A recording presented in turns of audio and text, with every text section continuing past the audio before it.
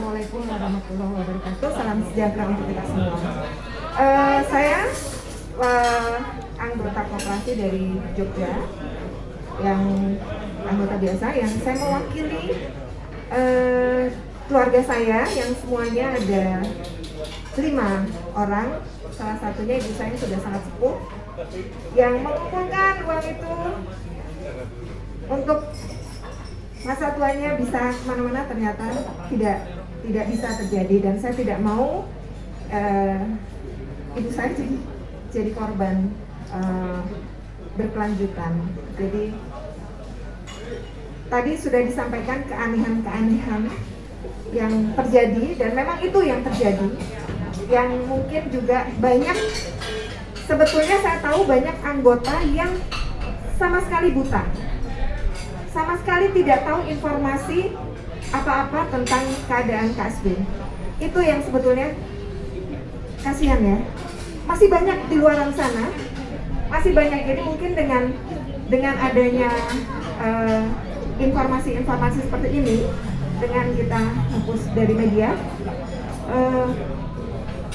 para anggota yang tadinya tidak tahu diharapkan bisa bergabung dengan kita menjadi tahu dan bisa melihat apa yang harus dilakukan. Jadi harapan kami para pengurus fakta itu sungguh-sungguh bisa melakukan sesuatu, tapi on the rule, jangan sampai menyimpang dari aturan yang ada, karena kami sangat berharap uang kami bisa kembali. Itu saja, dan saya pribadi mendukung kegiatan ini karena itu tadi, saya sudah cukup kami bersabar dengan tidak menerima jasa yang selama ini sejak Agustus kalau nggak salah sudah ditutup. Nah, kami harap tahun lalu. Iya, tahun lalu, bukan tahun ini ya, tahun 2020. Nah, itu harapan kami ke depannya ada titik terang di mana ada harapan uang kita bisa kembali. Sekali lagi, seperti saya mendukung Bapak, bukan yang 4% saja, 100%, tapi keseluruhannya. Karena bisa dibayangkan 4% dari sekian itu yang kita harus menunggu kelunasan itu 2025. Non sewu, mohon maaf, apakah anggota yang sudah sepuh ini yang berharap, yang menyimpan uang ini untuk senang-senang di hari tua masih bisa menikmati dana itu? Jadi seperti tadi banyak kejadian tragis yang dialami, ya itulah yang terjadi. Jadi sekali lagi saya mendukung kegiatan ini, dan saya akan apa yang bisa saya lakukan akan saya bantu. Bu Ariani, itu pada saat PKP itu bagaimana Ibu voting? Saya sebagai anggota tidak merasa ditanya oleh pengacara yang ditunjuk oleh KSB. Jadi saya tidak merasa, saya dimintai bayaran untuk itu, tapi saya tidak merasa suara saya terwakilkan. Karena tidak ditanya. Tidak. Setuju atau tidak? Tidak ada pertanyaan. Karena begitu juga dengan keluarga saya ya, karena seluruh keluarga saya itu saya suaranya. Karena kebetulan saya dengan Pak Hukum, jadi seluruh keluarga saya itu menyerahkan pada saya. Sama sekali saya tidak tanya. Bahkan ketika penunjukan lawyer itu kami seolah-olah seperti tidak ada pilihan. Tolong tanda tangani, besok harus dikumpulkan. Itu yang kami rasakan. Apa dibilangin? Kamu mau kembali atau kalau mau kembali? Waktu itu saya lewat marketing saya disampaikan seperti itu. Dan ketika ketika karena saya bisa membaca surat kuasa, sebetulnya saya mentertawakan surat kuasa itu. Surat kuasa apa seperti ini? Tapi saya nggak bisa bikin apa-apa. Dan ketika saya baca, logikanya gini deh. Ada satu perkara itu masuk ke ranah hukum pengadilan. Sudah ada keputusan, dan keputusan itu tidak dijalankan, tidak dilaksanakan. Kemana pengacaranya? Tolong Pak, kemana pengacaranya? Apa yang dia lakukan? Harusnya kan jika keputusan ini tidak dilaksanakan, harus melakukan apa? Itu Itu tidak ada dalam klausul. Tidak ada. Dan saya sengaja pengen tahu apa sih yang terjadi dengan konselnya Bu Yukti.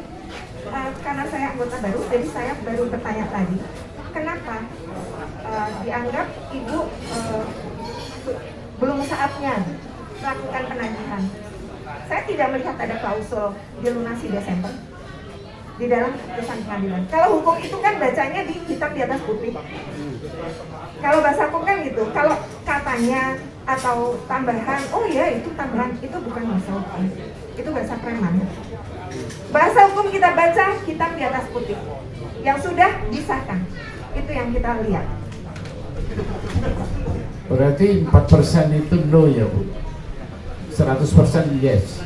Iya Pak, iya dong Pak. Bagaimana dengan yang lain?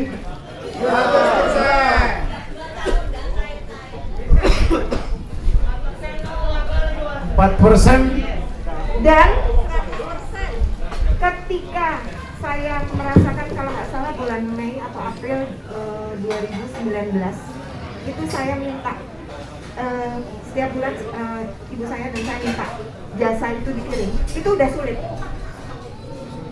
udah susah. Dan ketika ibu saya mau minta uang itu jatuh tempo, ada yang jatuh tempo, minta kembali, udah nggak bisa.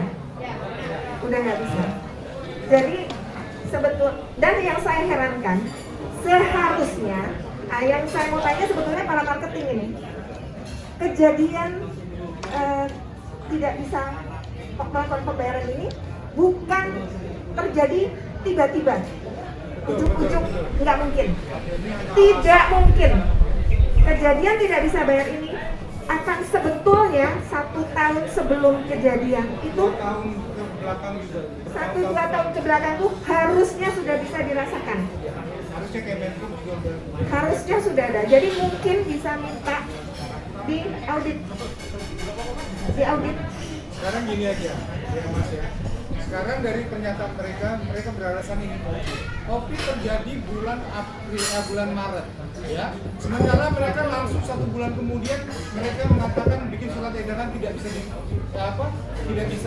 dicairkan, ya. Ini mustahil. Masa koperasi kolaps dalam waktu 1 bulan? Itu tidak mungkin. Berarti mereka itu kolaps sudah bertahun-tahun sebelumnya. Betul Pak, tidak mungkin ada koperasi atau apa aja lah, bukan koperasi atau bank atau apa saja.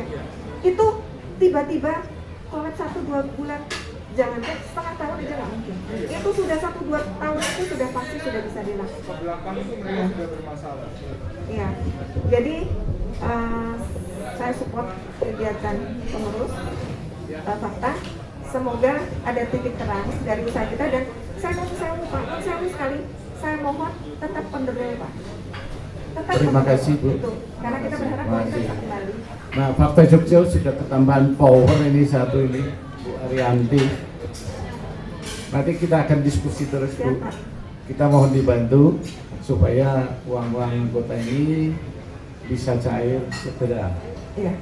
4% no, 100% yes. Terima kasih. Assalamualaikum warahmatullahi wabarakatuh. Waalaikumsalam.